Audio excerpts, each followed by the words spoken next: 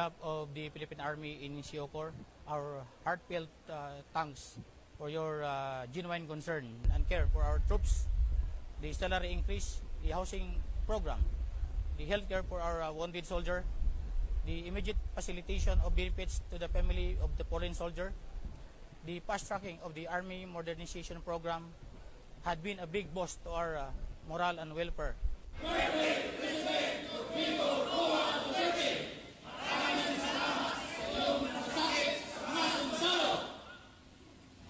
Mahal na Pangulo, ako po si First Lieutenant Engobert Batalingog Calyaw, kasama si First Lieutenant Eneses, First Lieutenant Mabasa, First Lieutenant Atucha.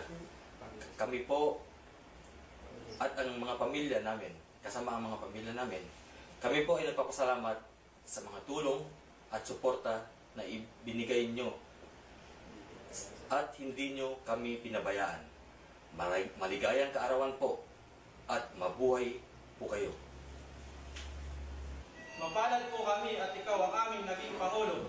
Tunay na may malasakit para sa pagbabago. Assalamualaikum, saya Sergeant Muday, taga Sudan Sultan Kudarat Province. Sana mapimagiginawa ka sa kinambata sa Kasaruna. Mahal na Pangulo, bayani ko kayo sa bawat sundalo at sandigan ng bawat Pilipino. Maligayang kaarawan at mabuhay po kayo. Mahal na Pangulo, kayo po ay tunay na may puso para sa bawat atletang sundalong Pilipino. Mula sa Philippine Army Lady Troopers, maligayang kaarawan at mabuhay po kayo!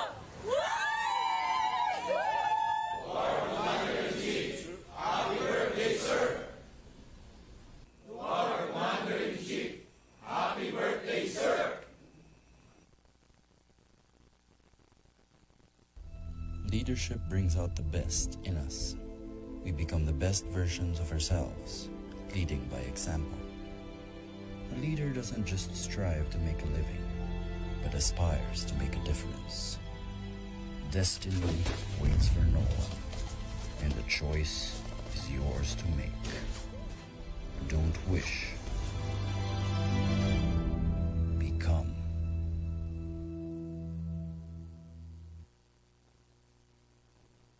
Inaanyayahan namin ang lahat na makilahok sa pagdiriwang ng Philippine Veterans Week at Araw ng Kagitingan sa 5 hanggang 11 ng Abril. Ang tema para sa mga gaganaping pagdiriwang ay Sakripisyo ng Veterano ay Gunitain, Gawing Tanglaw ng Kabataan Tungo sa Kaunlaran. Para sa mga karagdagang detalye, i-like lamang ang Facebook page ng Philippine Veterans Affairs Office, #Kagitingan2019. Ito ang DWWG 1134 kHz Katropa Radio. Iba tayo!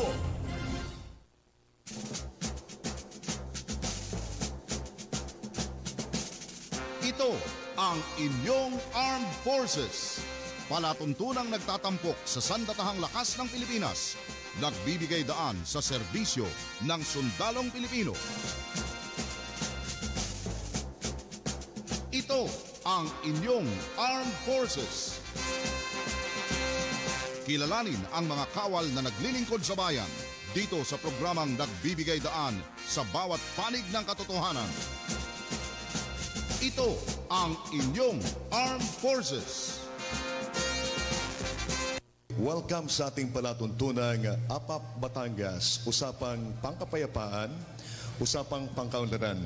Sa pangalan po ng aming Commanding General ng Philippine Air Force, Lieutenant General Rosano de Brigues, at sa aming pong Vice Commander na si Major General Nicolas Parilla, at sa aming pong Chief of Air Staff na si Major General Pelayo Valenzuela. Mga kaibigan, ako po si Colonel Col Zamudio at tayo po magsama-sama sa isang oras na palatuntunan dito po sa APAP Batangas. Usapang pangkapayapaan, usapang pangkaunlaran. At ang natitira na lang sa ating programa ngayon na talagang mainstay natin dahil may commitment yung ibang mga kasamahan po natin sa ating programa. Si Ped Calao, at ito ay chairman ng Batangas Chamber of Commerce and Industry, but sa Agri na po siya.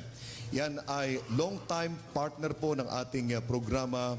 We started in 2010 and hanggang umabot na kami ng mga 2017. And then we stopped for a while.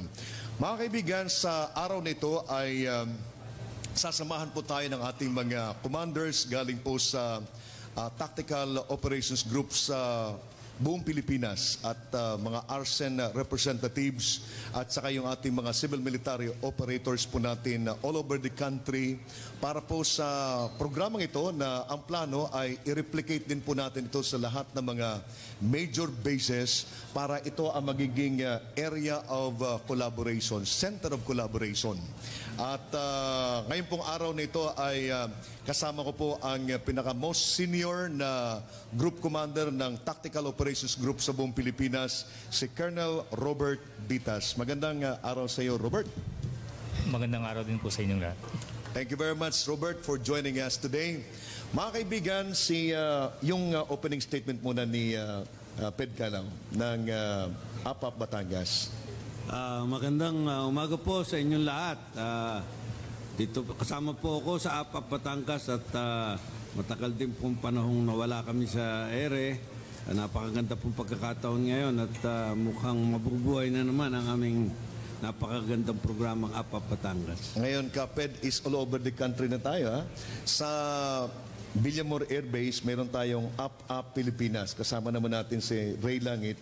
But pag may time kayo, pasyal lang kayo doon sa ating Villamor Air Base Golf Club. At doon ay mga kasama natin doon ay yung ating mga KBP sa Metro Manila.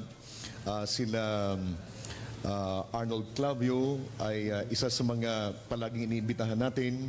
And then sila Deo Macalma, kasama yan sa mga iniimbitahan ni Ray Langit, sila Orly Trinidad, sila yung mga KBP members natin. And our plan, Kaped, is also to invite them doon sa opening ng ating mga up forum sa iba't ibang panig ng Pilipinas.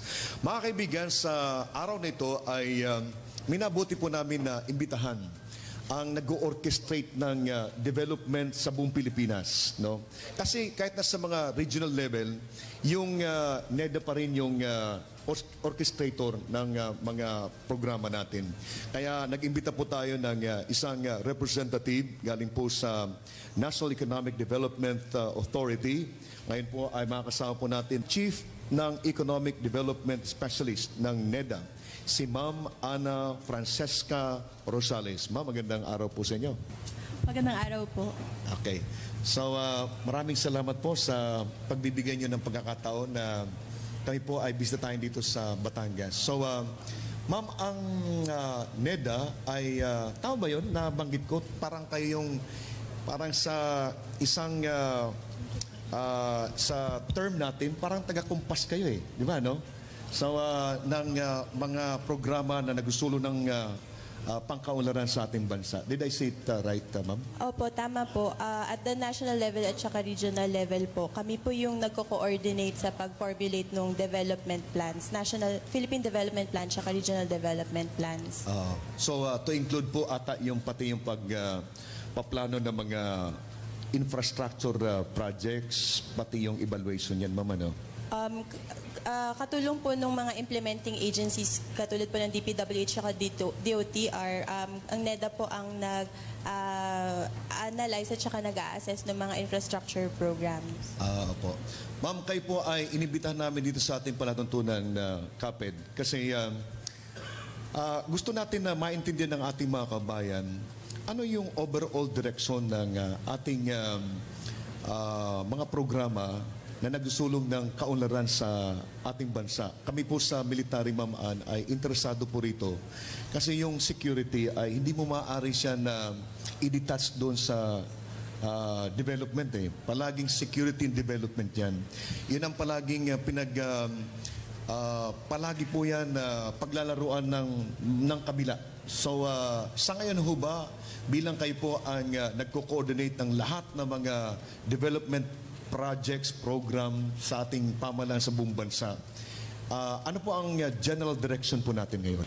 Bali po noong 2015, nag-survey po ng 10,000 Filipinos at nag-conduct po ng mga FGD all over the Philippines para tanungin kung ano ang ambisyon ng bawat Pilipino para sa sarili nila at para sa bansa. So, galing po dun sa survey at saka FGD, dun po namin nalaman na ang gusto ng bawat Pilipino ay magkaroon ng isang matatag, maginhawa at panatag na buhay. So, ito po yung ambisyon natin by 2040. So, since 2015, ito po yung direction sana natin in the next 25 years. Dahil 25 years po yan, so 4 na administrasyon, bawat administrasyon ay gagawa ng kanilang plano para po maabot natin yung ambition natin. For 2017 to 2022, ang naging main theme po nung Philippine Development Plan ay to lay down the foundation for a high trust, resilient, for inclusive growth, a high trust and resilient society, and a globally competitive knowledge economy. So ito po yung theme, tapos may 3 pillars po, malasakit, pagbabago at patuloy na pag-unlad. Pero ang bedrock strategies po natin, tama po kayo, ang peace and security ay napaka-importante dahil it cuts across yung 3 pillars ng malasakit, pagbabago at patuloy na pag-unlad. Pero importante din po ang infrastructure development, ang resiliency at saka yung sustainable environment. Bago ko po ibigay yung microphone kina Kaped at saka kina Robert para sa kanilang katanungan, nabanggit niyo po yung tungkol doon sa pagbabago at saka malasakit. Meron ho ba tayong mga nagawa ng policy? Itong direksyon na ito ay mai-translate natin into policy at sundan ng lahat ng mga government agencies, pati yung mga local government units natin, na ang direksyon natin ay tungkol doon sa pagbabago at saka pagmamalasakit. Because I'm sure na itong theme na ito ay meron itong mga kaakibat na mga activities, mga programa, mga projects. Tama po kayo dyan. So yung malasakit, very general po siya as a pillar. Meron pong mga specific strategies. Yung malasakit, pag translated in English, enhancing the social fabric.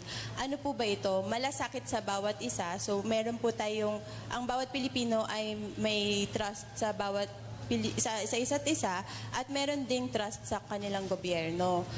So dahil po doon, yung mga strategies natin ay nasa to ensure people-centered, clean, and efficient governance. So ibig sabihin po nito is sana ay maramdaman ng tao kung anong ginagawa ng gobyerno.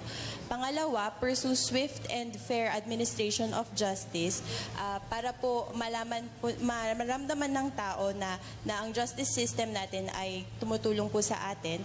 At ang pangatlo is promote Philippine culture and awareness. Para po meron din tayong pagtitiwala sa isa't isa, kailangan po maging aware tayo sa kultura ng bawat Pilipino at maging accepting sa differences natin in cultures and values.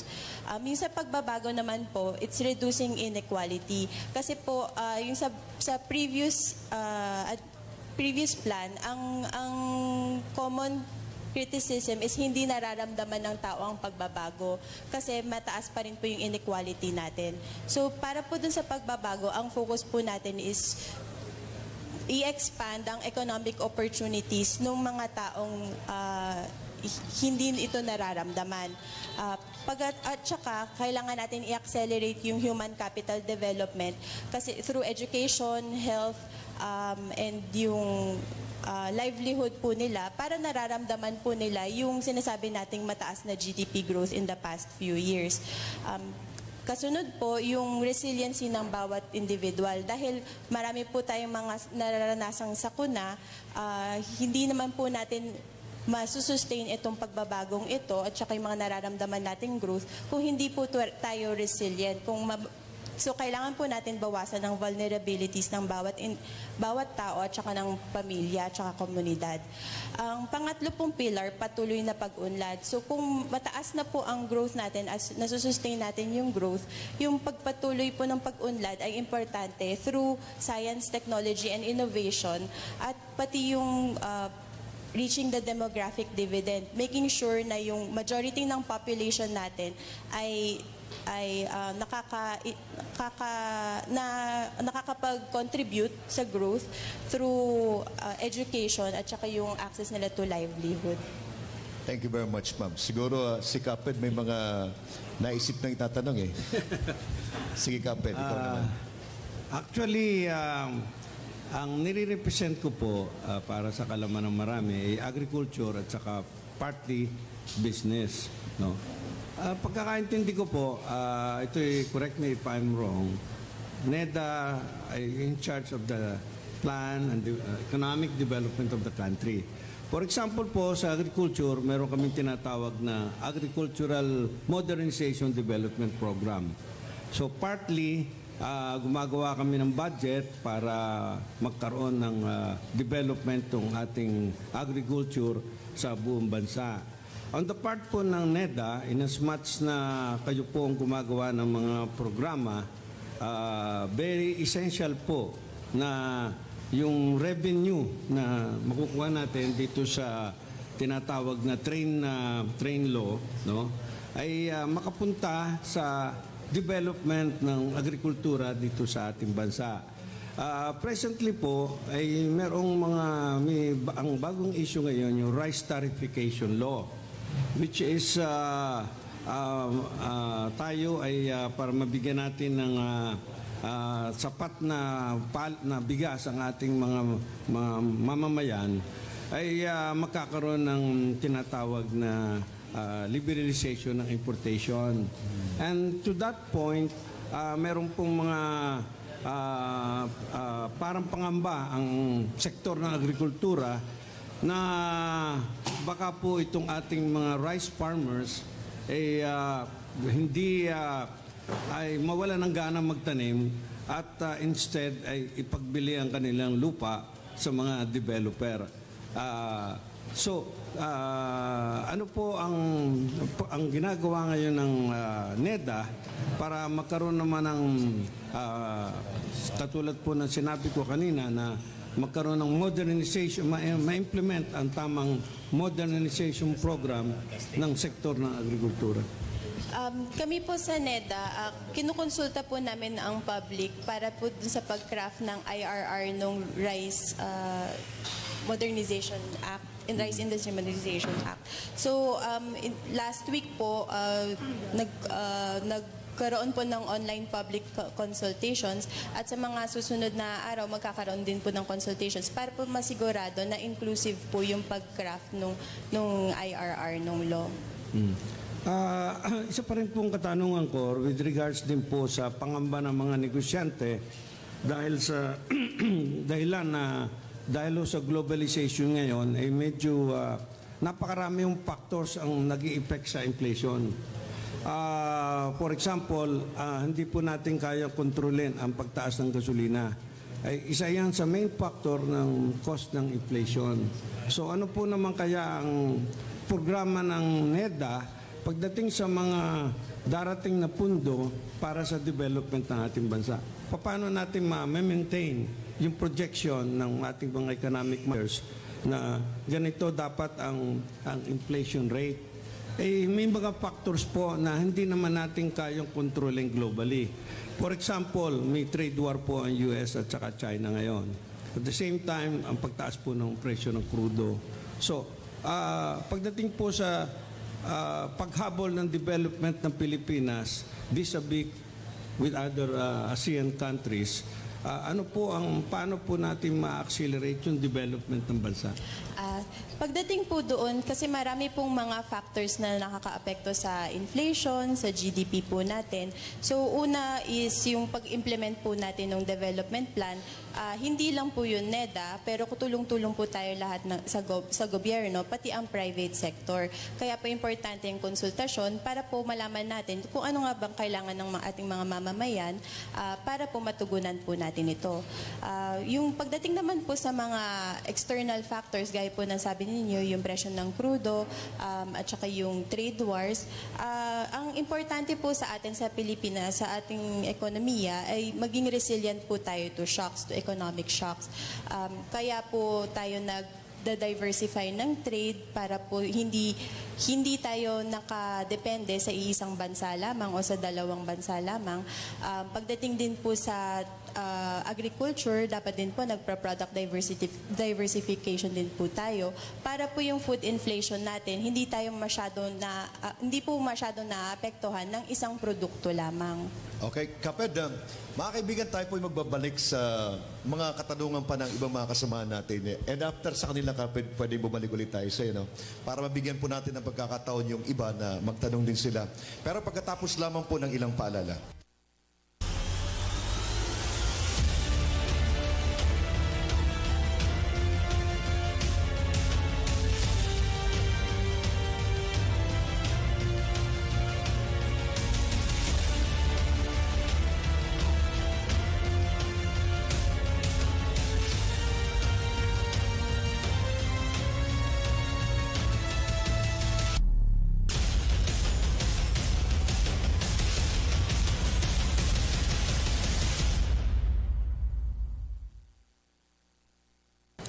Mga kaibigan, balik po tayo sa second part ng ating programang Up Pilipinas or Up Batangas pala kasi nasa Batangas po tayo.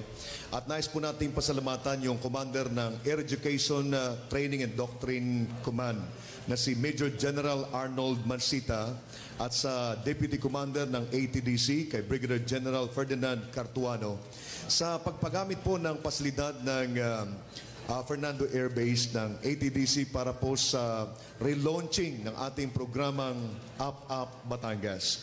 So, ma'am, ang next na magtatanong po ay si Lieutenant Colonel Dennis Mangkaw. Sir, ma'am, good morning po. I am Lieutenant Colonel Mangkoy, Group Commander of TOG 11 Davao. I have two questions directed to Ma'am Ana Rosales. The first one is about the NEDA's effort on the country's resiliency.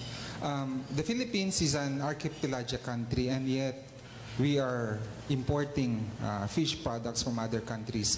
Our country is also an agricultural country, but we are importing rice from other countries. Why is that happening, and what are the government efforts to address those concerns? That is my first question. So, Sir Dennis, yung ang ginagawa po ng government, una po kasi masyado tayong nakafocus sa raw materials, sa production of raw materials, sa paghuli ng isda, o kaya sa pagsasaka ng bigas. Kailangan po natin iakyat ng konti ang value added ng ating mga agricultural products para po makapag-export din po tayo sa ibang bansa.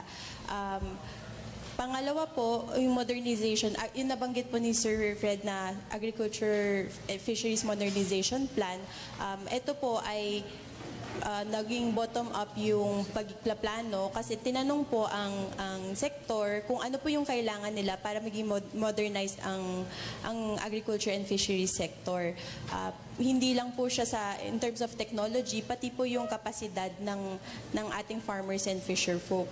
Pangatlo po, in terms of yung infrastructure projects, apart from, marami po tayong mga farm-to-market roads, pero pinagtutuunan na rin po natin ng bansin yung mga roads to fish landing centers. Pati po yung pag-construct ng mga storage houses and yung warehouses and storage areas for yung mga fish products. Follow-up question, do we have excesses or abuses by the fisher folks with regard to the fishery practices, ma'am? And how do we implement, do we strictly implement those, the country's policies? With regard to yung mga po natin, laws, kailangan pa rin po natin i-strictly implement or i-enforce yung mga laws po natin. Yun pa rin po yung kulang all over the country. Ang in charge doon, pero kailangan po talaga ng tulong ng LGU, pati ng private sector, yung fisher folks po natin mismo, maging aware kung ano nga ba yung mga batas na nandiyan na kailangan nating sundin. Follow-up question again, ma'am. Do we experience like, while the Philippines is developing, do we experience a downside on our capacity to produce agricultural products, ma'am? or does the development, the country's development, have a negative effect on our agricultural capacity, ma'am, to produce agricultural products? Not necessarily negative effect, pero doon po natin nakikita na nagkakaroon ng increased demand for agricultural products dahil po mataas ang ating development. So nakikita po natin marami pong nag-urbanize na cities, kakaunti po yung mga gustong tumuloy sa pag-agrikultura. So dahil kailangan po natin mas maraming pagkain or kung gusto po natin mag-export, so tumataas po yung demand for the agriculture sector na kailangan po mag-keep up yung sector dun sa demand. Sir, last question. I believe that an executive order was issued by President Duterte, ma'am, regarding the reorganization of cabinet clusters, EO24. Are the cabinet clusters complementing each other? Are they integrated? And why is that? Why was the EO issued? Were the cabinet clusters before disintegrated? Not necessarily disintegrated, pero para po mas streamline. Kasi po pag masyadong malaki yung membership, mahirap din naman po i-call yung meeting frequently. So para po mas madali pong ma-organize, naging mas maliit po at mas compact yung cabinet clusters. In terms of yung coordination naman po across clusters, dahil po may mga members na may mga agencies na members in different clusters, dun po nakakatulong para po mapag-usapan yung mga intersectoral concerns. At the same time, meron din naman pong ibang mga mekanismo para po yung mga intercluster concerns ay ma-raise, katulad po ng Cabinet Assistance System or yung mga NEDA board committees. Sir, thank you, ma'am. Thank you, ma'am. Thank you very much, Lieutenant Colonel Mangkoy. Dennis, dagdagan ko lang yung nabanggit ni Dennis kanina bago ibigay ko kay Colonel Bitag, kay Colonel Bitas. Tama yung observation. Maraming nakaka-observe nito, na siguro may dapat tayong gawin na polisiya. Kasi tingnan nyo nga naman, marami tayong idle lands. No? Nag-import tayo ng pagkain. And then, mayroon tayong mga OFW. Tapos, nag-import tayo ng isda, samantalang ang lawak ng karagatan natin. Baka mayroong programa na magpapalakas ng agrikultura, baka di na tayo kinakailangan mag-import ng pagkain, wala na sigurong pupunta ng ibang bansa. Kasi magagamit natin yung human resource natin para sa pagpapalakas ng ating agrikultura. Or kaya baka i-capacitate natin yung sektor ng mga mangingisda. So itong mga bagay na ito ay sana makarating po sa inyo pong mapag-uusap para ito ay ma-address po natin. Ang next na magtatanong ay si Colonel Bitas. Good morning, ma'am. This is with regards to, since I'm assigning na Puerto Princesa, Palawan, kasi ma'am, meron tayong platform doon with the binabantayan ng Joint Task Force Malampaya, the Malampaya platform. And I believe, ma'am, na yung deposit doon is maubos na siya by 2022.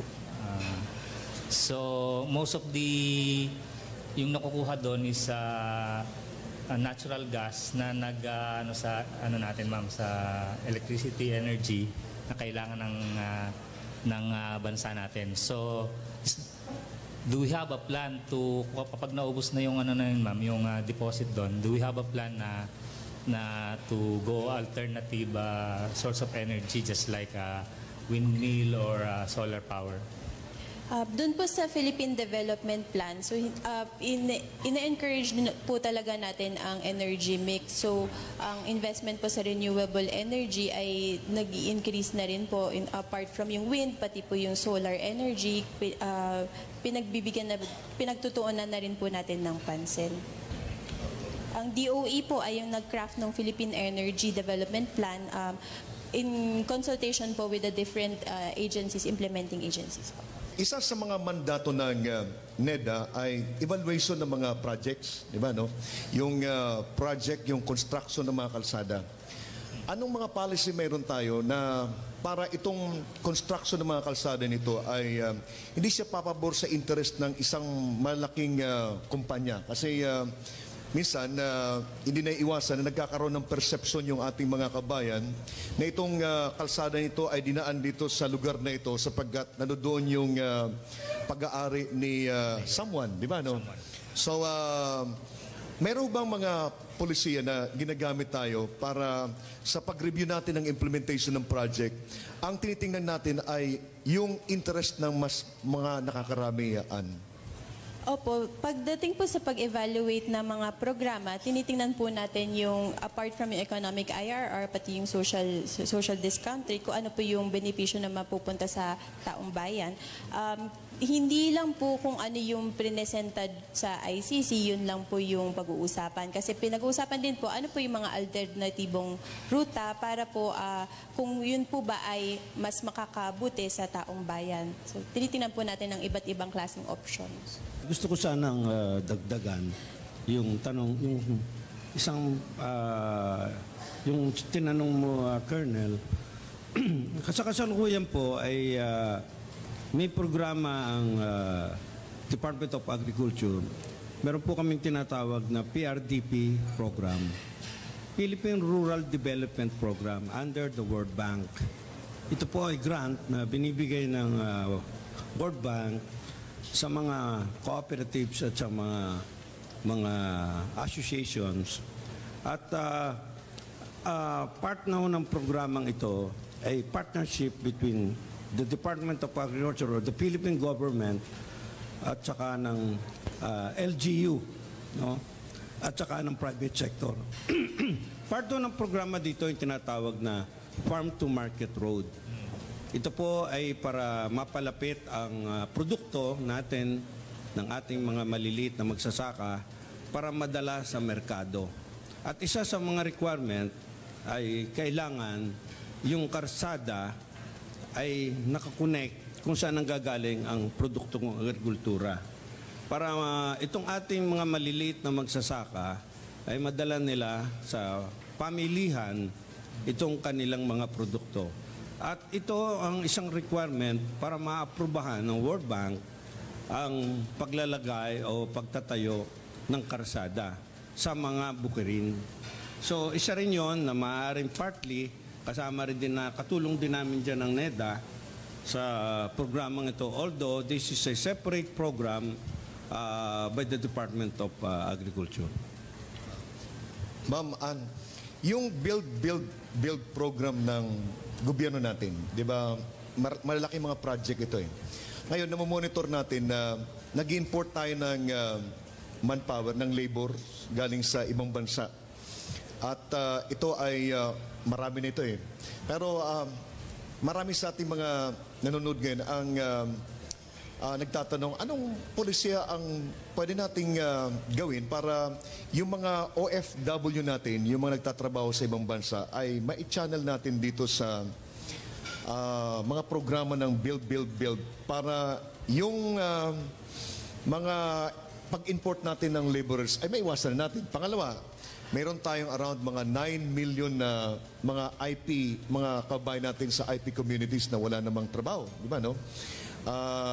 Kung ang kinakailangan po siguro ay yung skills, baka ang kinakailangan lang po is extensive yung programa natin, polisiya natin na mag-provide ng mga trainings para itong mga tao na ito ay maging skilled workers sila at ma-i-present natin dito sa mga involved dito sa build program na ito na meron tayong labor force na pwedeng i-provide sa kanila.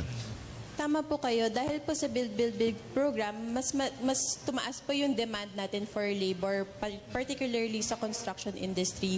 So, kaya po tama po kayo, kailangan po natin ng mas marami pang training para po ang mga kababayan natin ay maka-avail nitong available jobs because of the Build program.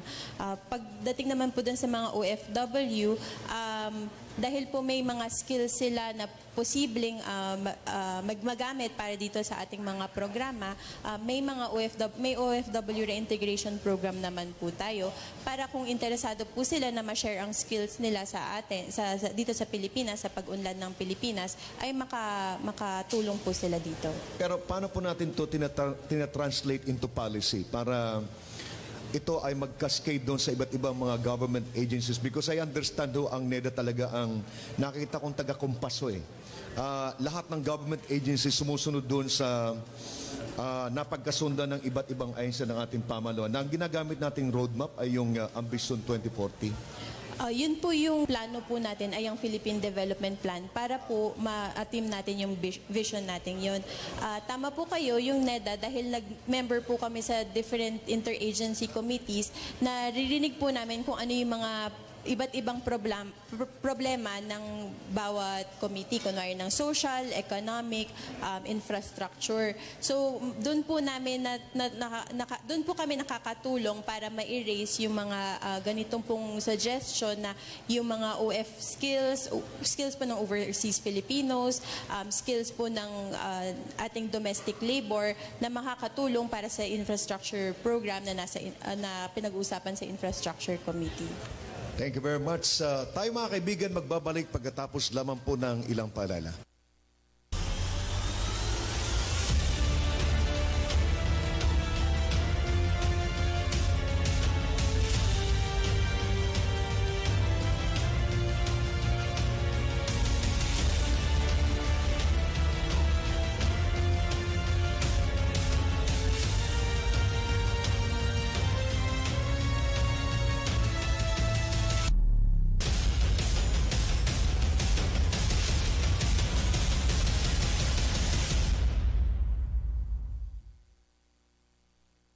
Mga kaibigan, balik po tayo sa ating programang Up Batangas. Usapang pangkapayapaan, usapang pangkaunlaran.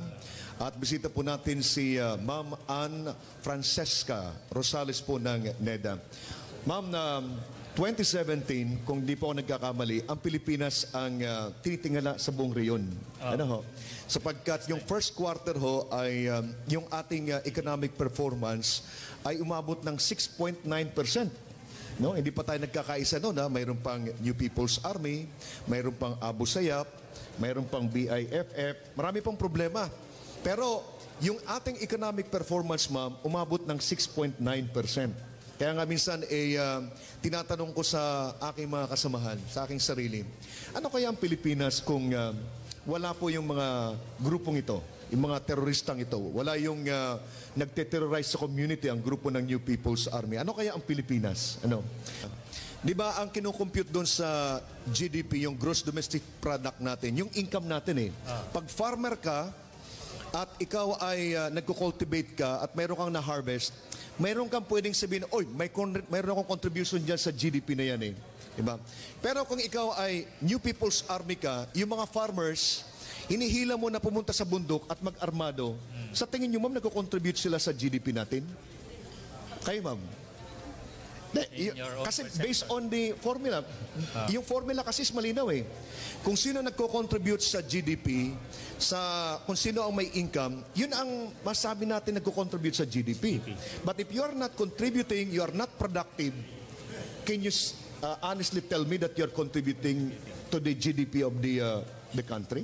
Actually, sir, kaya po importante talaga yung sa peace and development. Kasi kapag merong mga conflict o kahit na po yung mga man-made disasters, hindi po siya nakakatulong sa economy. Hindi lang po sa economic development, pati po sa social development. Kasi yung komunidad po yung mas nahihirapan at nagsasuffer kapag nagkakaroon ng conflict. Marami po mga international studies na nagsasabi na yung conflict po, hindi lang po siya sa short-term growth, kung ano po yung GDP growth natin ngayon, pero pati po sa long-term GDP po natin ay nakaka-apekto. This in correction din, ma'am, yung sa tanong ni Colonel Mangkoy with regards to yung sa OFW natin, ma'am. Ang OFW natin is mostly our engineers, our nurses, our doctors, which is ito yung ating yung tinatawag natin na brain drain. So is there a policy, ma'am, ng NEDA na to minimize yung brain drain natin at at i-utilize na lang natin siya within our country to have our own research and development. Importante po talaga sa atin ay magkaroon ng economic opportunities dito po sa bansa natin para ma-retain natin yung mga would-be overseas Filipinos. So apart from yung training po, technical vocational training, formal education, kailangan din po natin ng supply ng trabaho dito sa Pilipinas. Ma'am, good morning po ulit. I am Lieutenant Colonel Mangkoy po ulit. Personally, ma'am, ako po ay nagagalak. I am glad that our President, President Rodrigo Roa Duterte has shown his strong commitment or his strong political will to maybe the word for it, interrupt for a moment, temporarily interrupt development so that maybe an area can be transformed into to an economic place in the future. Like for example, if we look at the Boracay as template, President Duterte has stopped contain the area in order to make it better. Now, I would like to ask if what are the NEDA policy interventions that you have made or being made in order to implement those policies, maybe the areas that are already overpopulated. Are we doing something about it? For example, Baguio City. I think for me personally, the area is already overpopulated. And then kabit na po kasi yung mga houses doon.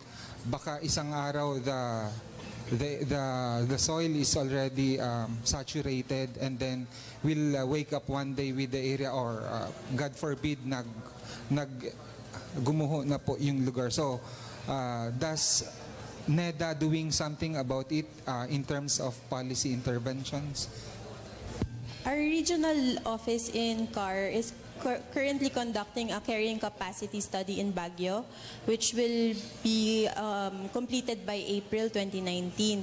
So, yung results po nitong carrying capacity will be used for future reference po sa land use planning or pagdating po sa master planning. NEDA is also facilitating the conduct of several growth centers across the country para po matugunan natin kasi hindi lang po pwedeng mataas yung economic growth natin, kailangan po sustainable po ito kung ano yung kailangan ng tao socially, economically, at pati kung ano po yung kailangan nating i-protect in terms of environment, sustainable environment, para po patuloy po yung pag-unlad natin. So yun po, marami po tayong mga studies na kino-conduct since 2 years ago para po magamit po natin in terms of land use planning. However, sir, yung land use planning per se is a function of the LGU. Okay. So kami po sa NEDA, makakatulong lang po kami sa pag-provide ng analysis, pero ang may end user po talaga ng studies ay yung LGUs. Last question, ma'am. In the academic world, in the academia realm, they say that development and security is intrinsically linked. That is one also of the things that we have learned from our CGSE, ma'am. I would like to ask, what are the collaborations being made or the collaborations done by NEDA and maybe the AFP or the DND? May dalawang major initiatives po ngayon.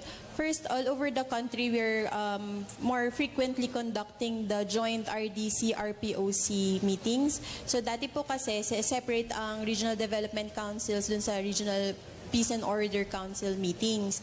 Pero ngayon po, dahil po important talaga na makita natin kung ano yung impact ng development sa security and ang impact ng security sa development, nagkakaroon po ng joint RDC-RPOC meetings. Hindi lang po, nag-umpisay po yun more on sa Mindanao areas, pero ngayon po all over the country ginagawa na po yun. Secondly, yung collaboration between NEDA and DND or AFP, we're we have been inviting AFP po sa mga Regional Development Councils meetings namin before, particularly dun sa project monitoring site visits, especially on a case-to-case basis pag may mga projects na that have peace and security concerns. So we are inviting AFP as an observer para po dun sa mga project site visits. Thank you, ma'am. Sir, thank you. Thank you. Actually, ma'am, ang nakikita ko po is parang part of the development plan is to increase the investment that will be coming into the country. And part of this is to increase the number of the manufacturing sector. By increasing the number of the manufacturing sector, it will create jobs, and it will also, in a way, minimize the overflow of OFW going to the country, because if there's a job available in the country and there will be increase of manufacturing plants and investment in the country, parang partly it will solve the problem of poverty and at the same time unemployment. Doon po sa development program natin, ano po ang mga balancing, paano po ma-accelerate itong mga factor na ito, kasi the term of the president is up to 2022. Medyo we are behind compared with our neighboring countries. They are far ahead of us. So as much as we are accelerating our growth, they are also doing that. No? So ang point ko po dito, in as much na meron tayong development program at nakikita naman natin ang mga problema by consultation with the different sectors, meron yung tayo ba ay magkakaroon ng mga changes dito sa development program na nito para ma-fast track natin itong problema natin ito?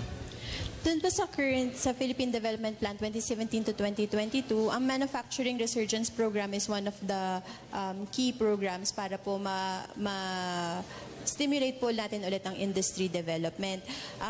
Ang mga para po mas ma-entice natin yung mga kumpanya na mag-expand dito or magtayo dito, kaya ang ginagawa po natin is isinusulong po natin yung ease of doing business. Kasi po kung nahihirapan ang mga kumpanya na magtayo dahil masyadong madaming steps para mag-open ng isang firm o kaya sa isang service,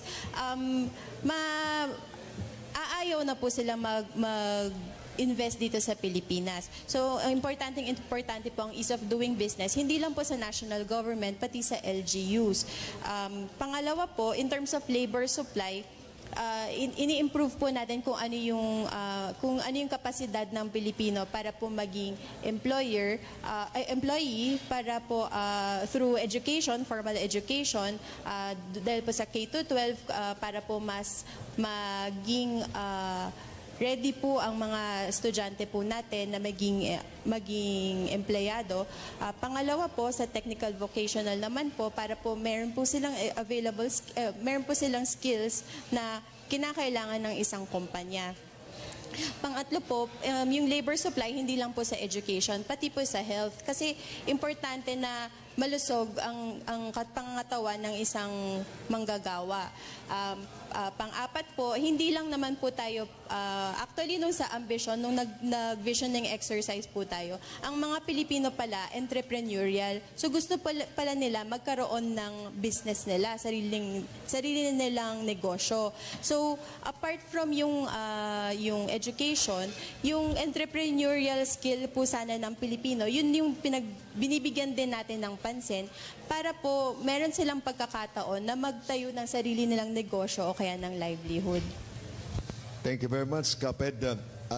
Last question na lang po tayo. Mama, no? Ito ay tungkol po sa Metro Manila. Kasi ngayon ho, yung Manila, umaharap siya ng malaking problema. Tubig ngayon, nagkakaroon tayo ng water crisis na ngayon sa Manila. Dahil yung Manila ay sa tingin po ng mga nag-oobserba ay overpopulated na. Continuous pa rin yung construction ng iba't ibang mga condominium, pero yung ating mga dam ay hindi naman po nadadagdagan. at nagdi-deteriorate yung kondisyon. And then mayroon pang kinakatakutan yung earthquake, yung 7.2 earthquake magnitude ay pag tumama, pag yung ating economic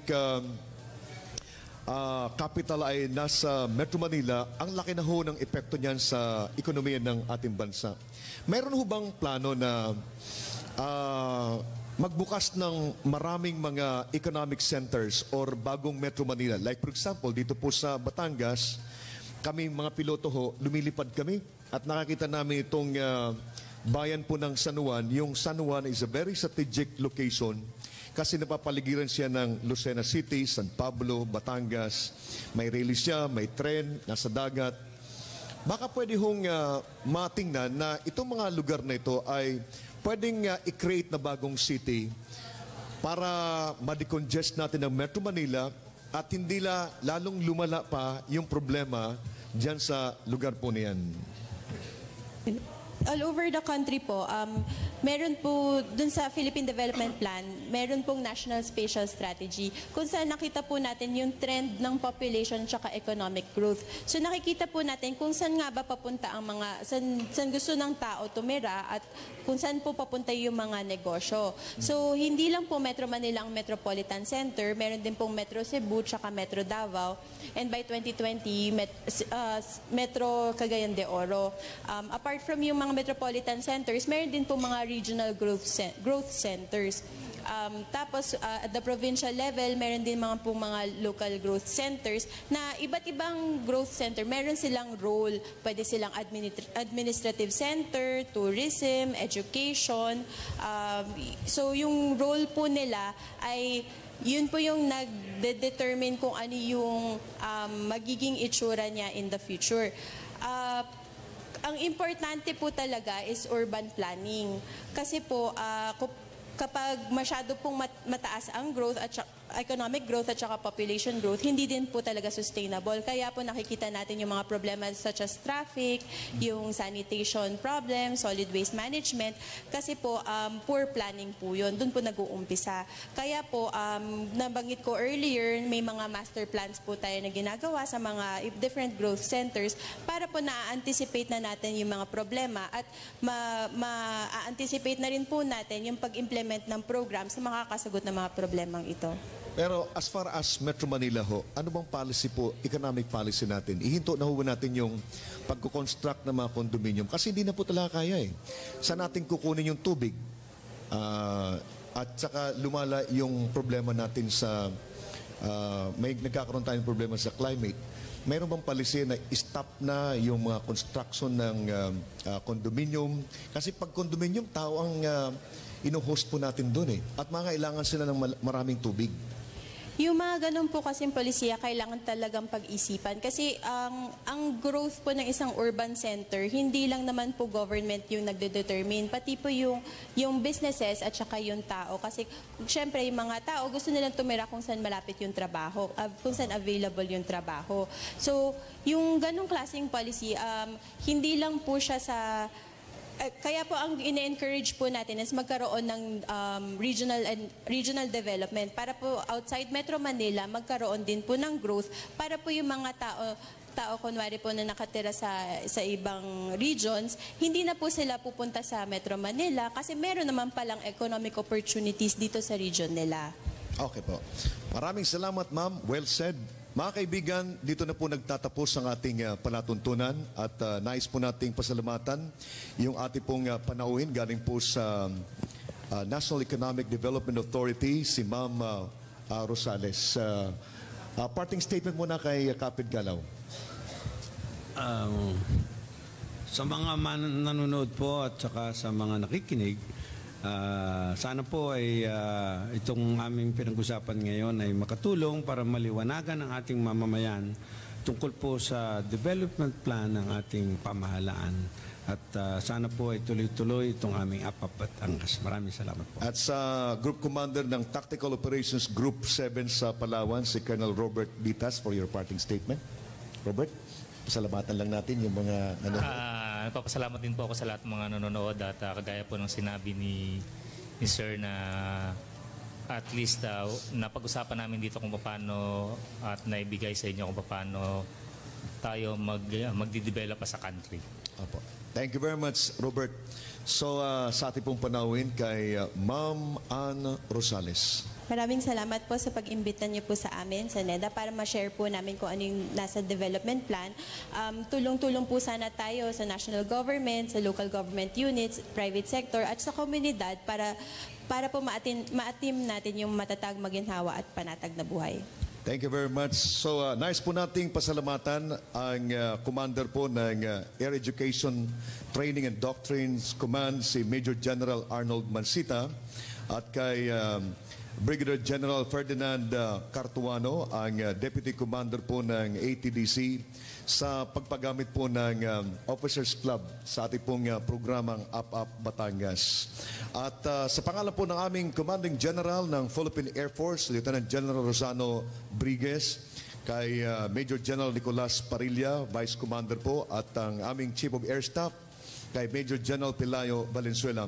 Mga kaibigan, maraming salamat po sa inyong pagsubaybay hanggang sa susunod na palatuntunan.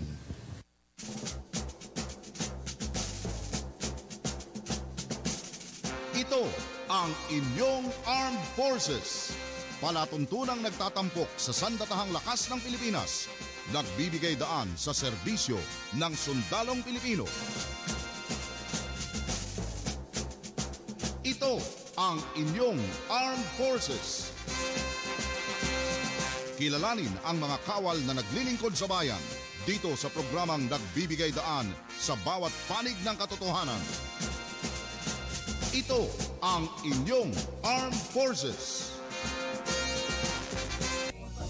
Sa gitna ng dilim, ako ang mata sa sahing papawid. Ako sa pagkising sa umaga, ngiti ko'y masaya. Narinig sa radyo, boses ng katropa mo, iba't ibang uri ng kwento, mapapakinggan dito sa Luzon, Visayas.